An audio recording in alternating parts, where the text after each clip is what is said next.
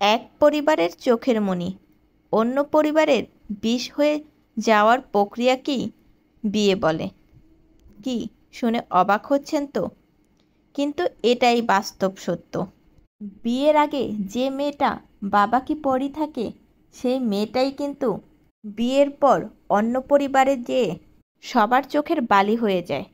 যে মেয়েটা ২০-২২ বছর একটা পরিবারে একটা এলাকায় থাকার পরেও এলাকার মানুষ তার কোনো দোষ খুঁজে পায় না, সেই মেয়েটাই বিয়ের পর শ্বশুরবাড়ি যাওয়ার কয়েক বছরের মধ্যেই হাজার হাজার দোষে সে দণ্ডিত হতে থাকে।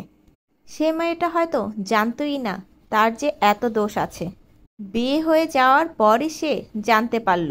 শ্বশুরবাড়ি যাওয়ার পর প্রতিনিয়ত তার নতুন নতুন দোষের সাথে সে নিজেই পরিচিত হতে লাগলো।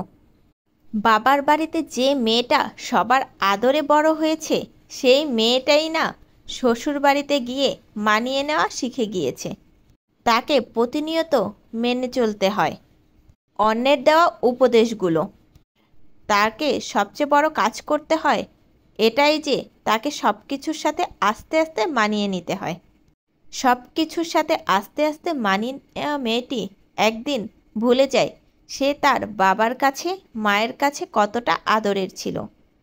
সে মেয়েটা ছিল পরিবারের প্রাণকেন্দ্র। একটা পরিবারের প্রাণকেন্দ্রের সেই মেয়েটাই কিনা অন্য একটা পরিবারের অবহেলার পাত্র হয়ে যায়।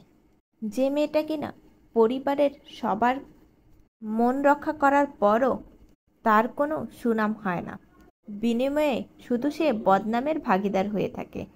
হ্যাঁ, ঠিকই বলছি, এটাই হচ্ছে বিয়ের পর মেয়েদের আসল জীবন। আমরা কম বেশি সবাই বিয়ের পর নতুন নতুন অভিজ্ঞতার সম্মুখীন হয়ে থাকি, যেটা কখনো বিয়ের আগে হইনি। আর হ্যাঁ, এটাই আমাদের মেয়েদের জীবন।